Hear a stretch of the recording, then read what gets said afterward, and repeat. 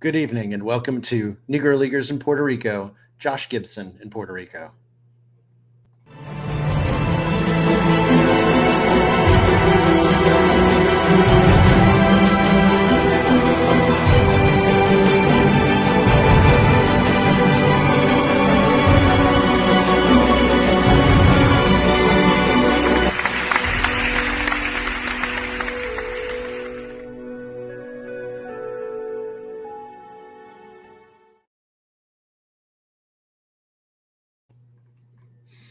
Good evening, everyone. Welcome back to another episode of Negro Leaguers in Puerto Rico.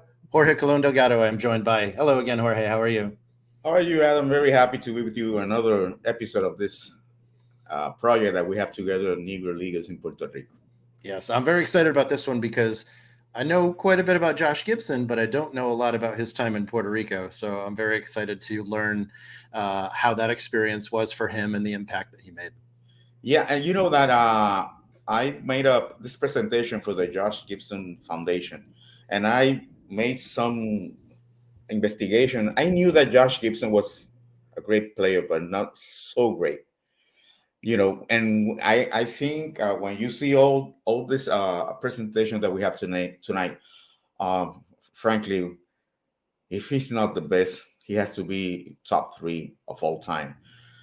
Before we begin with the presentation, I want to show this shirt, a present from my friend Sean Gibson, president of the Josh Gibson Foundation. Hope he's seeing the program today. Special hello to Sean and another great person of that foundation, Thomas Kern. So to the both of them, hello and hope you enjoy this again. So let's begin with the presentation of Josh Gibson in Puerto Rico. In 1933-34, promoters in Puerto Rico asked Ramiro Ramirez to gather a good team of Negro Leaguers for the upcoming season. In Puerto Rico, they celebrated in the winters from 1931 to 1936 Winter League, but they were not organized as the Liga de Béisbol Profesional of Puerto Rico. And different teams came from Dominican Republic, Mexico, Cuba, and Venezuela, and they came to Puerto Rico. Also, white teams from the United States, and they played from October to January, February, and that's when we saw, besides Josh Gibson, Leon Day, Martin Diego, etc., etc. So Ramiro Ramirez went to the States and he gathered that great team. You're going to see it right now. He called him the Estrellas de Ramirez. That was when they arrived to Puerto Rico. You see in the front row, Thomas Richardson, Josh Gibson, James Williams, David Thomas, John Stanley, Harry Salmon, and Rap Dixon. And standing, Dixie, William Casey, Otis Starks, Harry Williams, Ted Page, Leroy Morney, and Ramiro Ramirez, the manager. This is Ramiro Ramirez from Cuba. He also played in the Negro Leagues. What a team that is. Wow. Huh? What a team that is. Wow. Yeah, what a team. Yeah. And when the ship arrived to the San Juan dock, a reporter asked Harry Williams, because they didn't know Josh Gibson in Puerto Rico, not too much. And they said, how about that Josh Gibson? He said, Josh Gibson is physically solid. He has a terrifying, powerful bat. You will see. So that season was played at the Scambron Park. That's a picture of 1932 when they were going to inaugurate it. And it was a great ballpark. The first cement constructed ballpark in Puerto Rico, Scambron Ballpark. It was inaugurated in November 1932. So this next November is the 90th anniversary. Okay. San Juan's Escambron Stadium had an outfield wall that was ringed by trees growing about 50 feet back. Josh often nailed drives that disappeared into the trees distances close to 500 feet away in the tropical heavy air. After each one, a stadium worker was sent to climb the high branches to hang a glittering marker on where each ball was last seen. I love that. And I got a picture of that ballpark, an air view. Look at that. This is the stands. These are the pines. Oh, Okay. wow. And the dimensions of the park was 385, 386, and 425. But what happens is that for a home run, you have to bat it over the trees, the pine trees. Look at that line. That's amazing. Yeah, and those trees stood there since 1932 to 1942. And when Josh Gibson disappeared, those homers went over those pines. You have to be very strong to hit a homer here in this park. Yeah, it looks that way for sure. Oh, my goodness. Yeah. Here is the team, in uniform. You can see him from the front row: Ramiro Ramirez, William Casey, Leroy Morning, Dixie, Otis Starks, and Harry Williams. And standing, Ted Page, John Stanley, John Blake, Rap Dixon, Jim Williams, Joshua Gibson, very young here, Mm. David Thomas, and Harry Salmon. This is a one more near: Josh Gibson, Ramiro Ramirez, and pitcher John Stanley. Okay, go ahead, Adam. So these are some of Josh Gibson's highlights with Estrellas de Ramirez. So he was named captain of the team, and the Estrellas de Ramirez debut was on Saturday, November 25th, at the beginning of the 3-game series against the Brooklyn Giants. The lineup was Ted Page, Herbert Rap Dixon, Thomas, Joshua Gibson fourth, Harry Davis at third, James Williams in left field batting sixth, Leroy Maroney, shortstop batting seventh, Dick Say, second base, batting eighth, and Stanley, the pitcher, was batting ninth. They won 7-2. Gibson immediately got the attention of the fans while hitting 2 powerful hits, one against the cement wall in left field. On the first of a doubleheader on Sunday, Las Estrellas got their second win, 9-6, with Rap Dixon getting 4 hits. In the second game, the Brooklyn Giants won 8-4. So they play only mostly Saturdays and Sundays. Saturdays one game, Sundays a doubleheader. Then the promoters decided to celebrate a series called Trofeo del Mundo between Estrellas de Ramirez, Almendares, and White Star Line. The winner will get a trophy. There was a $25 prize for the first player to hit a home run, and Gibson won with a homer that cleared the center field wall. Those present said that never have seen someone hit the ball so far. Las Estrellas won the series 8-6. The best hitters were Ramon Monchile Concepcion, Lázaro Salazar, Josh Gibson with 3.33 was third, and Rap Dixon the same as James Williams. Ramon Monchile Concepcion batted 3.64. That $25 when he hit the first homer, the person went to give him the check, and Joshua Gibson didn't know that was a prize, and he looked up he looked for the uh, he looked the check, and he put it in his pan smiling. Oh, they give here money for hitting homers.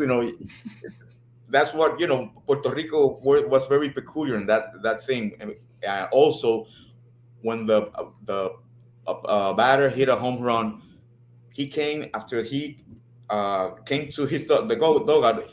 The people began to put in on the chicken fence bills, $1 bills, $5 bills, so to give it to the guy. And then you can see him picking the money, and putting in his pan. But he used the cap, Mm-hmm. and he filled the cap with the money. Oh, that's awesome. The Estrellas de Ramirez left Puerto Rico.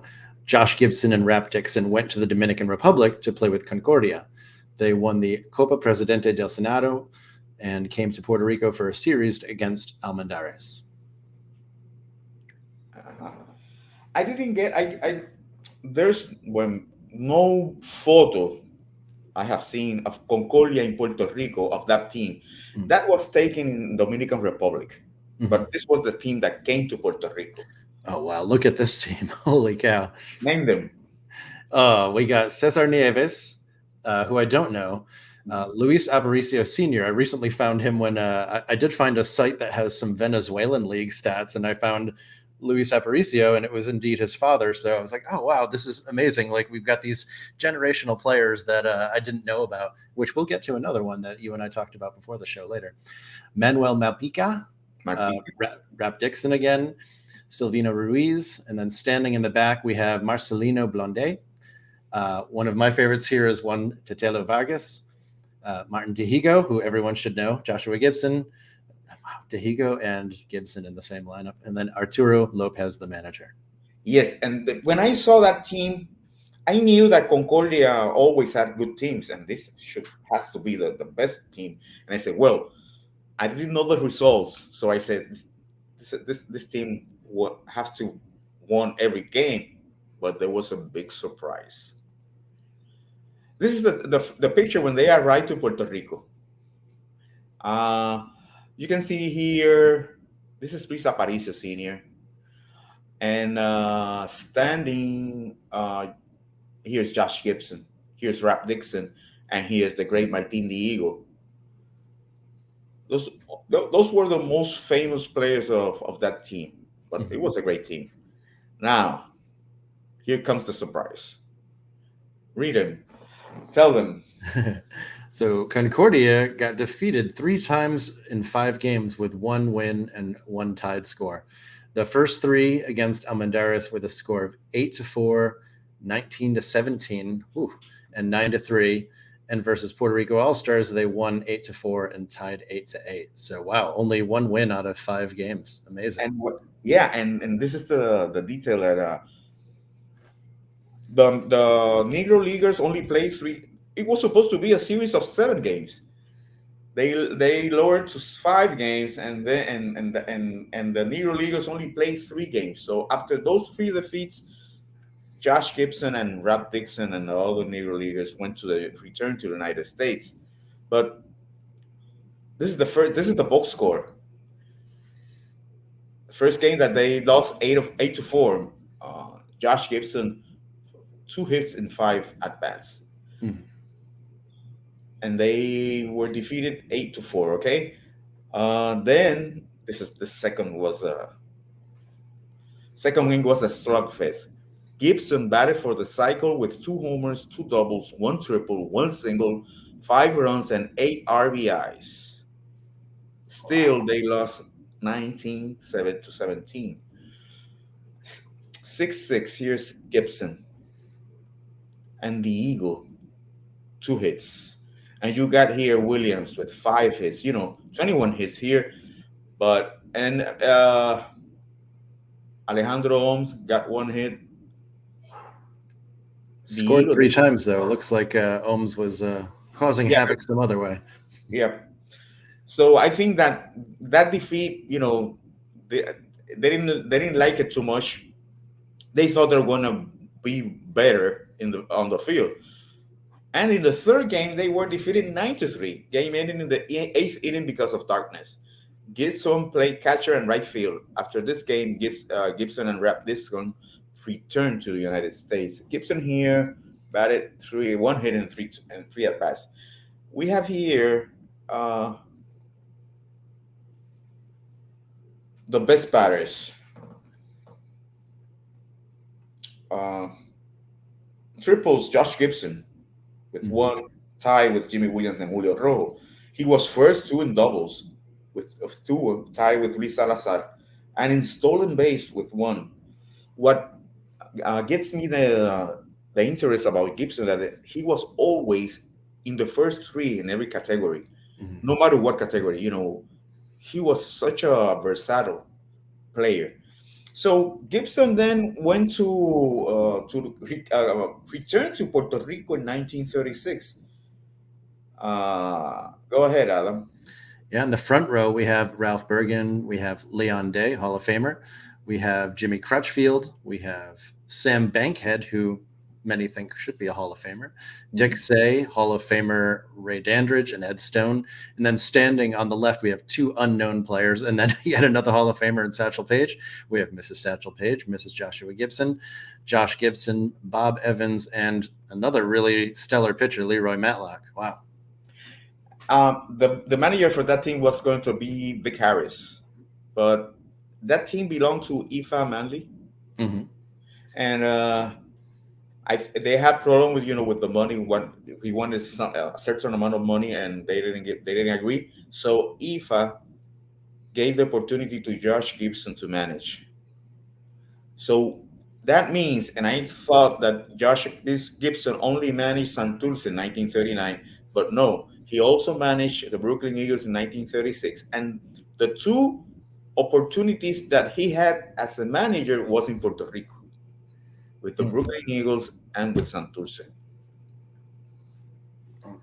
That's interesting. Is that something that he strived for in his career? Like you hear about Babe Ruth just always wanted to be a manager and was never able to get it. Was that something that was a goal of Gibson's that you know of? No, I haven't read about it or hear about it, but players respect him. So for Ifa Manley and Pedrin Zorrilla to give him the chance to manage a team, he had to have something.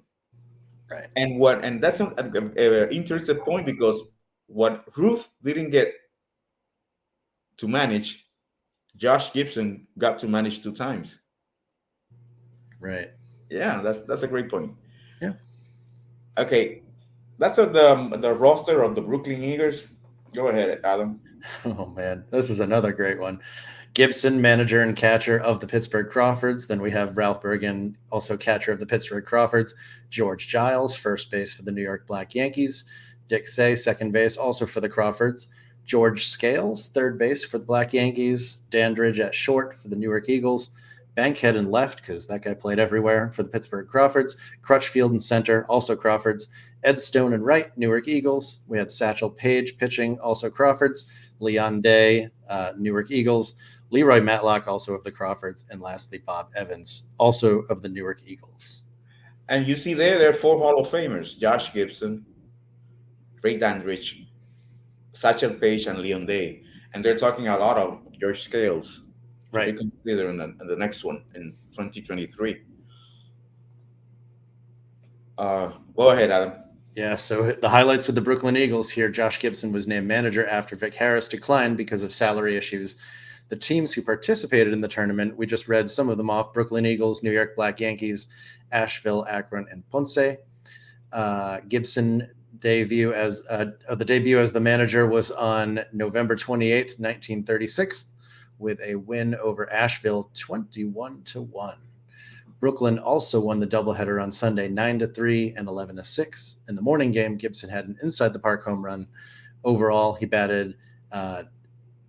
Is that 8 for 10 Eight in the for 10. series? 8 Yeah, for 10 in the series with one homer and two doubles. Just the 800 batting average, Yeah. The Eagles won the tournament easily with a record of 15-4-2, and Gibson led in batting at 607 for the whole tournament. Wow. And and I know people that are seeing the program, but I have to emphasize that we're talking about a catcher. Right. That's the most difficult position in baseball, and to see a catcher running, catching, batting, power, average, you know, he was an amazing player. Then after that, I'm almost sure that Pedrin Zorrilla saw him in those games, and as Pedrin Zorrilla was a fan of Josh Gibson and offered Gibson the management of Santurce Cangrejeros. And here we see in October 20, 1939, Pedrin Zorrilla, the owner of Santurce, welcomes Joshua Gibson at the Isla Grande Airport. It was a Friday, October 20, 1931. And that's that photo. Uh, we can see that's the beginning of a great friendship between Pedrin Zorrilla and Joshua Gibson. A friendship for life. Santurce played at Cito Escobar Stadium before it was El Escambron Park, the one with the pines. You see that park had pines everywhere. That's Yep. the front. That's the front of the park, and you can see all the pine trees. Um, this is the Santurce team, 1939-40. That was the first time that Santurce played because the league was established in 1938, Mm-hmm. and there was an expansion in 1939. The expansion teams were Santurce and Aguadilla. Aguadilla was managed by George Taylor, and Leon Day was the pitcher.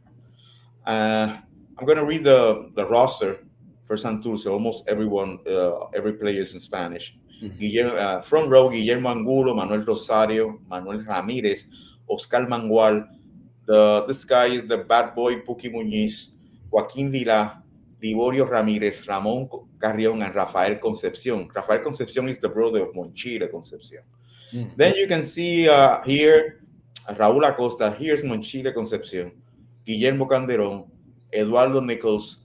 And they can have the league.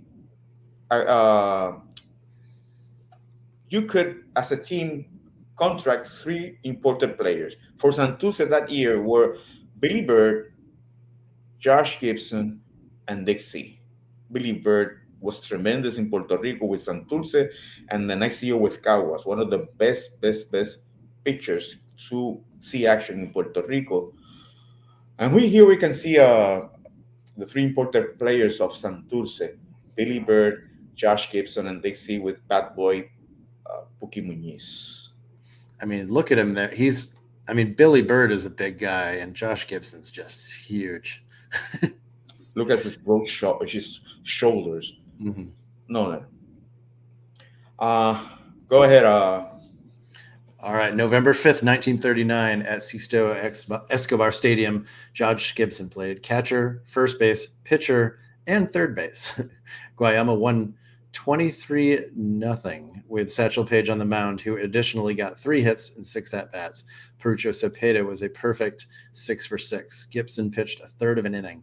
Also, Totelo Vargas robbed Gibson of a home run by catching the ball, running into the trees in center field. The pine trees. Yeah. And here you see the box score. Gibson, catcher, first base, pitcher, and third base. He only got 1 hit against Satchel Paige.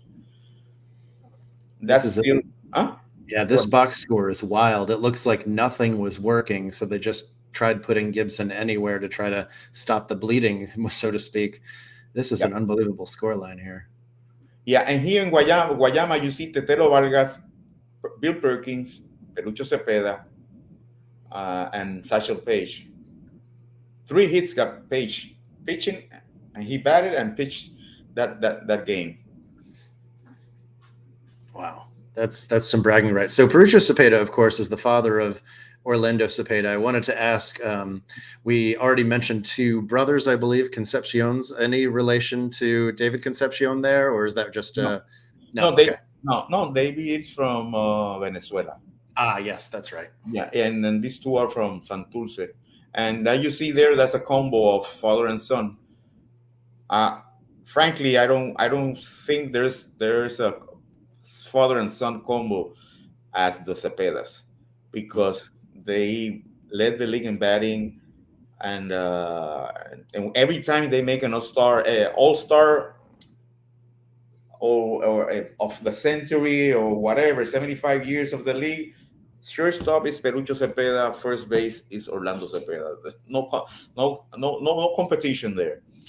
Now, okay, please read the highlights. Yeah, I see we got another one here with Perucho Cepeda, and I was just going to say, like, my plan is I hope that we can do these as long as possible so we can get an entire episode on Perucho Cepeda, because I think he would be really fascinating. So highlights in the Puerto Rico Professional Baseball League in 39-40. Gibson was the runner-up at bat with 380, and he was just behind Cepeda, who had a 383 batting average. So again, this is a guy who is out hitting Gibson, so it just kind of shows you how great that player was. He led the league in home runs with 6, preventing Cepeda from winning the Triple Crown, which means that Cepeda, of course, led the league in runs batted in. And his record as a manager was 24-25 as his team finished in 4th place. Pe- Perucho Cepeda received three invitations to go to the Negro Leagues. One by Vic Harris, the first one by Alex Pompes, then by Vic Harris, and then Clarence Palm. But he had a very temperament, very bad temperament, and he knew that he could not deal with the segregation in the United States. But we're going to do a special program about Perucho. Although he didn't play in the Negro Leagues, he deserves a program. Oh yeah. So in 1941-42, they installed an inner fence at Cito Escobar Stadium. This is the fence, the original fence, cement wall. These are the pine trees. So now they put an inner fence here, so it's a little bit more easier to hit a home run. That uh, I didn't get the new dimensions of the ballpark anywhere. So, but maybe 15 feet less than what they had, maybe 340. And that season of 1941-42 was magical for Josh Gibson. When he came, he arrived on Tuesday, October 21st, 1941. Look, all the people, all the players that went to the airport to welcome Josh Gibson. Here's Pedrin Zorrilla. Look at the face of Josh Gibson. So Right. happy to return to Puerto Rico. Here's all the good player here, Luis Rafael Cabrera, El Tigre. He played in the Negro Leagues, the first Puerto Rican pitcher to win 100 games in our league. Uh, and after that they took Gibson to a fiesta, welcome party, and he felt at home, really at home. The three important players that year were Vidal Lopez of Venezuela, great player, playing in the Negro Leagues, and it's a Venezuela icon. Ray Dandridge and Josh Gibson. Josh Gibson was not the manager. The manager that year was Dick C.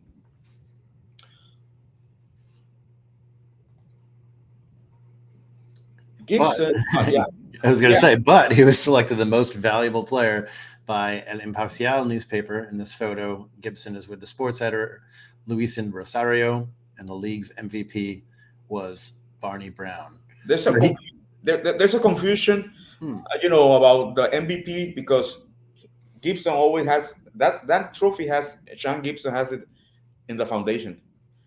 He has that trophy.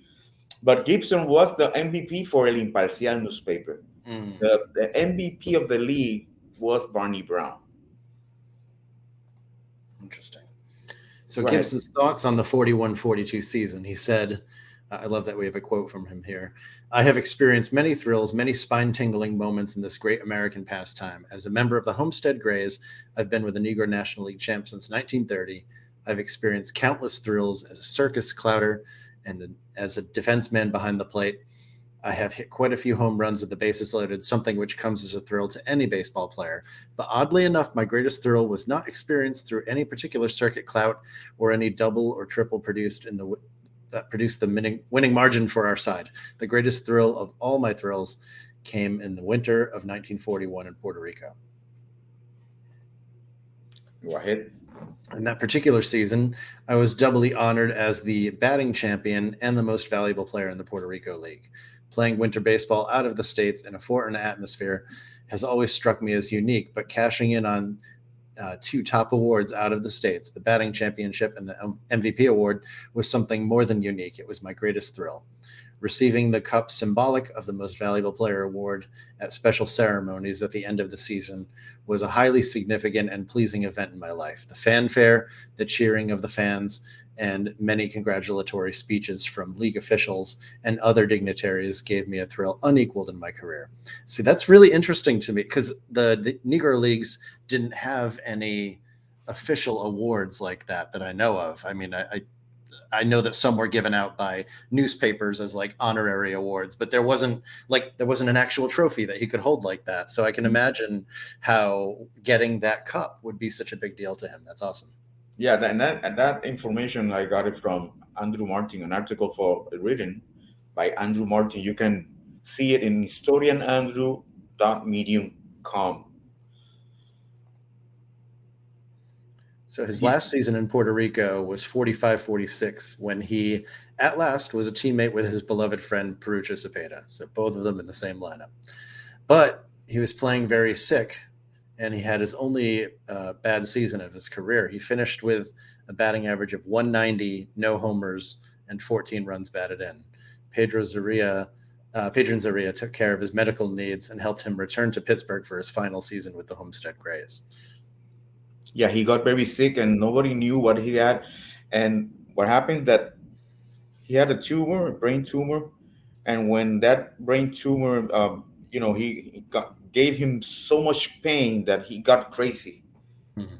And for example, I knew a person that his father lent Josh Gibson his car, and Josh Gibson got that attack, that pain attack, and it was so painful that he destroyed the car inside. The seat, he took the seats out, he destroyed the car, and nobody, they thought that he was getting crazy, but it was that he had a brain tumor. It's so sad. And if we want a modern comparison, I remember when some articles came out about some crazy things that the Phillies catcher Darren Dalton was saying, like talking about how he felt like he was abducted by aliens and things like that. And then, like a year later, we find out, he has terminal brain tumor, and we lose him at a very, very young age. So, I mean, it's something that we've seen in modern times, still happens today. But yeah, you can really, draw that comparison and see what was happening with Gibson then. It's a picture I got. He's tries to put out Freddie Ton at home at Sixto Escobar Stadium. That's the last season, 1945-46. Now, here I have the numbers in Puerto Rico. That season, 1941-42, that he was MVP for El Imparcial, he batted for 80. That's a record. And he was the first one to hit over 10 homers in Puerto Rico, because for the inner fence, 13 homers. Mm. And look at stolen bases. Look, those average. Only this one was bad. He was sick, but that's a very healthy 378, 24 homers. Unbelievable. Yeah, and that, if you go to Baseball Reference to his record, it's full of those exact numbers. You can put it in look, take a look to the, but if you can, to the Baseball Reference, and he won 2 Triple Crowns, I think, in a row, right? Yeah, I believe so. He has so much bold text on his page that it's hard to tell. Yeah, 36 and 37, he won the Triple Crown, and 39, he only missed an RBI.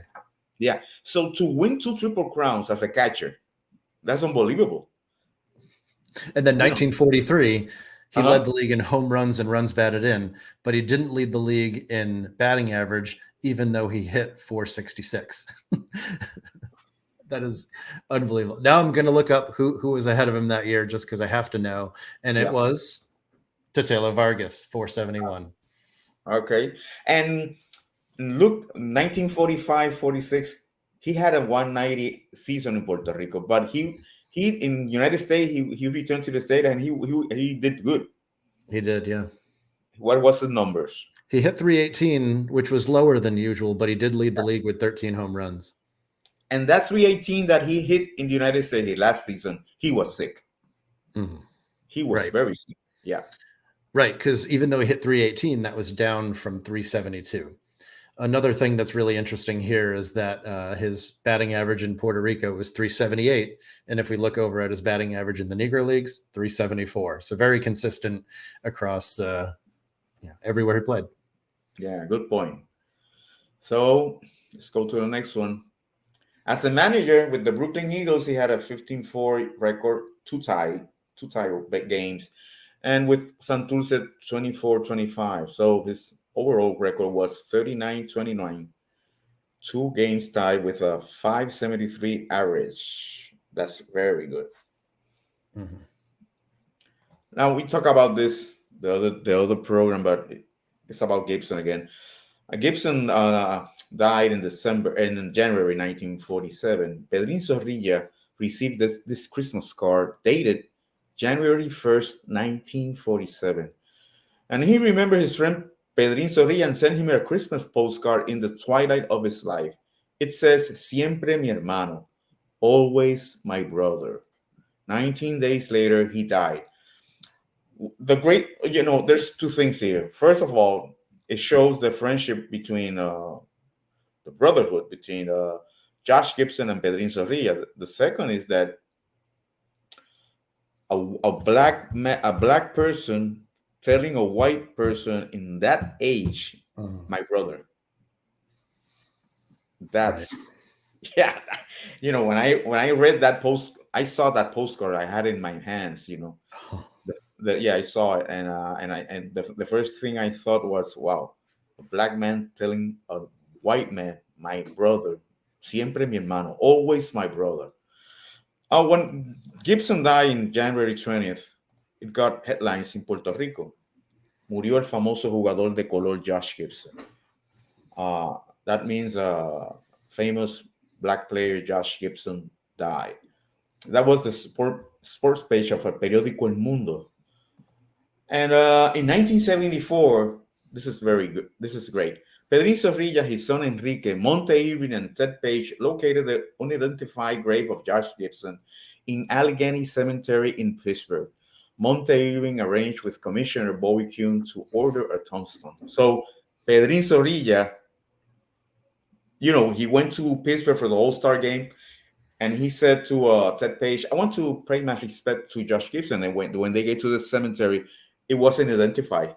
mm, And then they went to the office and they told him the number because there was like a cobblestones with a number, and they began to look for that number in all those cobblestone, unidentified. And Enrique, his son, was the one that got to the correct cobblestone. So Pedrin, even in 1974, many years after Josh Gibson died, he always remembered his brother. that's great. So he was remembered in other ways as well. He was inducted into the Puerto Rico Professional Baseball Hall of Fame in 1996, selected as one of the best 75 players in the Puerto Rican Professional Baseball League in 2014. I'm sure he would be near the top of those Yeah, 75, but yeah, they chose 75. And he was the winner of the prestigious Francisco Pancho Coimbre Award in 2021. Oh, I didn't realize that was so recent that he won that award. Can you give yeah. some background on what that award is and how it came about? Pancho Coimbre, the Francisco Pancho Coimbre Award is a award given to the best players who saw action in Puerto Rico, Mm, and always they have been given to Puerto Ricans. And I talked with the Pancho Coimbre Foundation and say, hey, we should give some Negro leaguers this uh, award, because that award, 2021, it was in 2020, December 2020 was when the Negro Leagues mhm, were recognized as big leagues. So I recommended Josh Gibson and Leon Day, and they didn't have no problem. They said, okay, let's and we had Sean Gibson and there's a lady from the Josh Gibson Foundation, Freeman. I don't know, remember her name. Very lovely lady, and the widow of Leon Day was also in the Zoom meeting, and she talked about Leon Day, and she talked about their days in Puerto Rico. And when she came to Puerto Rico once with for old timers, they were in the bus and fans were all around the bus, and they didn't let everybody wanted to touch Leon Day. And they say she has great memories of Puerto Rico, and not also the countries, but also how Puerto Ricans treat them. mhm. They make them feel special, and thank God, that's something appreciate and I thank God because in Puerto Rico never we had that problem of segregation. Um, Now maybe I hope that we can give that award in the near future to you. The next one, George Scale. Hmm. George George Scale Scale won. sounds like a great one. Yeah. Yeah, George Scale won 6 titles in Puerto Rico as a manager, so he deserves it. And will you tell the best 75 players? It would because it was the 75th anniversary of our league, and so we selected 75 players. That's But he great. will have been in the first, 3 years of the league if they made an Right. all-star. He was a great player, and this is good. Testimony by Antonio Feliciano. He has 99 years old. This is the Charles Acheteri Park in Ponce. It had 317, 420, and 416. 317, 320, and 416. And he said that he saw Gibson send the ball twice to the Portuguese River, Rio Portugués. Here's the river. So I went to Google, more or less 495 feet. Here's the Wow. river. This is a museum right now. There's not the ballpark, but more or less here was the home plate, Hmm. and that's almost 500 feet to the distance. You could hit it hard. Yeah, go ahead. So test the testimony by Desiderio de Leon, 96 years old. This is home plate at Ina Calmano Park in Guayama. Desiderio de Leon was the person that I told you that was the altar boy when Satchel Paige got married. Mm-hmm. Remember? And Yep. yeah, and he was the bad boy of Guayama, and he Uh, knew very well Satchel Paige, Perkins, and he taught me a lot of Satchel Paige. And this is the home plate of Ina Calimano. This is the school. This school was when Josh Gibson played there. So this is the old school. Here comes the good one. oh, 618 feet. oh my goodness. And Desiderio de Leon saw the home run. So it's not that they told him. He said he sent it to the avenue, to the street. Wow. We just got a comment in. We have been getting some comments, but somebody just said, tell the story about the ghost satchel saw. I don't know if this is something that happened over here. Is that related to what we're talking about now? The ghost that such no, first time I hear that Okay. about the ghost. Sorry, carry No, on. no, I yeah, just no, want no, okay, no. But thank you for all the people that are in the 22 comments. Thank you for all those comments. We're gonna take a look later. Go ahead. So this is the testimony by Freddie Thon Jr., 84 years old, who was the father of Dickie Thon, which I had no idea that his father, and if you see later in the quote here, his grandfather also played in Puerto Rico. So that was very interesting to me that I found out right before this. So in a doubleheader versus San Juan, Freddie Thon Jr. witnessed Gibson's 11th and 12th home runs in the 41-42 season. In the morning contest, Gibson blasted a long home run over those pine trees in center field off Freddie Thon Sr. His son, Freddie Jr., recalled it was quite a shot. And 3 weeks later, March 1st, 1942, Thon Jr. saw Gibson's first home run in Puerto Rico, a 600-foot rocket that sailed over Escobar's pine trees toward Escambron Beach. That blast was 64 feet further than Caguas's Frank Howard's 536-foot home run off San Juan's Jack Fisher in the 60-61 finals. Frank Howard, very capable of hitting his own huge home runs as well, as we know. Josh Gibson was in his prime, and there was no better hitter in Puerto Rico, or perhaps in organized baseball, from what Dad said, stated Freddie Thon Jr. Gibson was just so strong. And testimony here by Desiderio de Leon, 94 years old. Santurce was playing at Ina Camino Park, home of the Brujos de Guayama.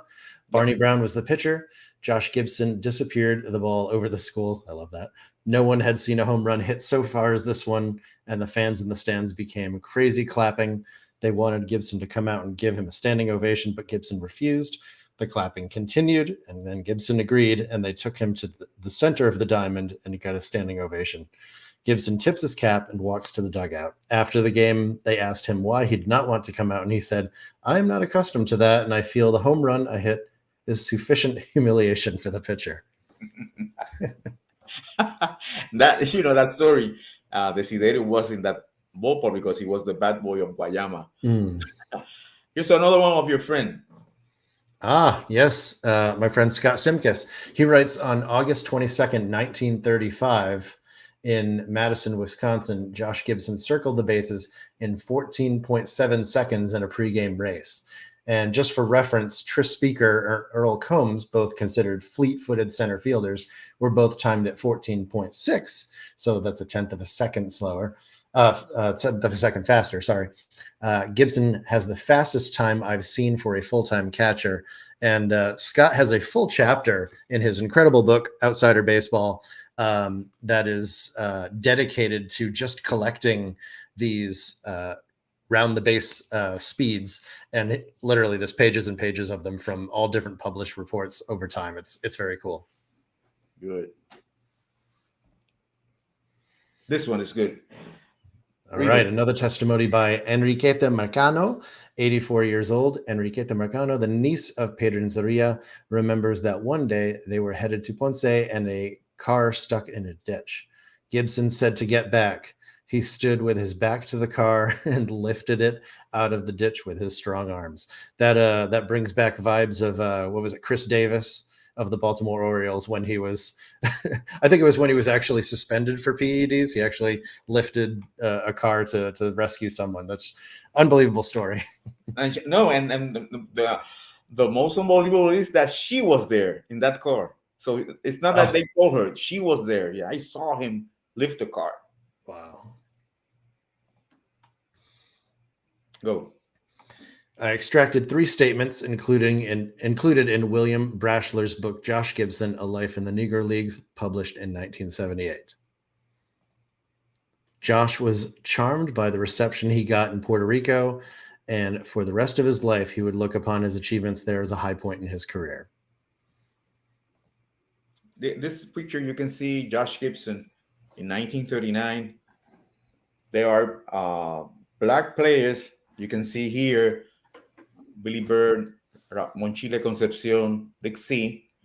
This is Iran Bithorn, High Bithorn, picture from Chicago Cubs, play for San Juan. Mm-hmm. And you can see people, very integrated.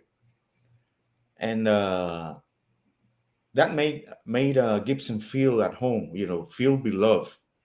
It was like heaven for him. Okay. Nothing in his career gave more pleasure. For in Puerto Rico, he was idolized by fans, recognized and surrounded in the streets, and generally regarded as a celebrity wherever he went on the lush, comfortable island. And I have to admit, like, the more I read and learn about when Negro League players went and played in Latin America, whether it's Puerto Rico, whether it's Cuba, anywhere really, even Mexico, it seems such an ideal situation for them that I'm almost surprised when I learn that they return to the States, because they say, they're given so much more respect than they were in the United States. In many cases, a lot more money too. So I guess it's surprising to me that some of them, almost all of them went back, although some of them didn't, like Wild Bill Wright famously went to Mexico and decided to just stay there. And there were others, I'm sure, that were other examples of that as well. Yeah, and the worst night of all those Negro Leaguers was the last night in Puerto Rico. Mm-hmm. You say, well, I finished today in Puerto Rico, tomorrow I return to the United States, to reality. That last night in Puerto Rico, they must not slept well, because they're returning, they have to return to reality and then wait for the next winter to come back. Puerto Rico, Cuba, Dominican Republic, and Venezuela and Mexico. Right. And they didn't have to spend the entire week playing these barnstorming matches in between their league games to make ends meet. There was very little travel, particularly in Cuba that I know of. They played pretty much in the same central location. Yeah. It sounds amazing. Now, Cuba was easier because all the games were held at the same stadium. Mm-hmm. In Puerto Rico, they had to travel from San Juan to Ponce to Caguas to Mayagüez. Mm-hmm. Those roads. Okay, here you see. Here's Josh Gibson, Luis Cabrera, el pitcher, and Pedrin Zorrilla, and another gathering, another fiesta. For Josh, it was Puerto Rico that he grew most fond of. From his first season down there in 1933, he was an overwhelming hero to local fans. They were amazed at his quiet, awesome power, and they packed the stands to watch him. And they packed the stands even in practice. Mm. Even when the team was practicing, they went to see Josh Gibson. Once Satchel Paige said, Joshua Gibson was superhuman, the greatest player who ever lived. There will never be another like him in 1,000 years. I agree with him. I want a special thanks to the Jose M. Lázaro Library personnel at the University of Puerto Rico. Also to Tom Van Heining, Desiderio de León, Freddy Ton Jr., Antonio Feliciano, Ramón Carrasquillo, Dr. Enrique Zorrilla, Enriqueta Marcano, Francis Colberg, Héctor Luis Ortiz, Tomás Bosque, Ryan Christoph, and Miguel Ángel Cancel. All of these wonderful people helped me with information, and with pictures, photos. So I appreciate it, and thanks to you, I could make this presentation for all of you. So we have here some comments, Adam. Yes, we had quite a few this time. Junior Cancel said he hit the longest home run at Paris Mayagüez. Mm-hmm. A Facebook user noted that you had a great shirt. Ed says, saludos, Adam and Don Jorge. I might have you take some of the Spanish ones, though. Saludos, Jorge y compañía. Interesantísimo. Very interesting. Great program as usual. Saludos, Jorge. Buenas noches. Good night. Junior Cancel, I saw Sam Baghead play with Mayagüez. Greetings. Saludos, on Jorge. Good work. Jaime Denizal, Jonathan Martinez. I got 2022 top star Josh Gibson, legend back rally. Good. I mean, that's cool just for the fact that in 2022, the Topps trading card company is creating new Josh Gibson cards, which I think that also helps with keeping his legacy alive. Yeah. There's a lot of Jonathan. Wow. Tell the story about the ghost satchel. So I have to look for that. I don't know. I met Leon Day in 1993 in Camden Yard at the All-Star game. Great work. Thank you. My grandfather was the first Puerto Rican to play in the Negro Leagues 1928-29. He must be talking about Monchile Concepcion. Oh, he's talking about Emilio Navarro. Yeah, Emilio Navarro, the great ball player, my friend too. So amazing. Blessings for your family, for the Navarro family. And also Rorito Gonzalez, my blessings to all of you. Thank you, Rorito. Thanks to all the fans. It's the most comments that we have received yet in our series. So I'm very happy. Let me get here this. Here we go. Adam, as always, great. Thank you for all your help. Thank you for being with me, Adam. There's a lot of work to do. We hope. I know I don't have the next theme, but for the next month.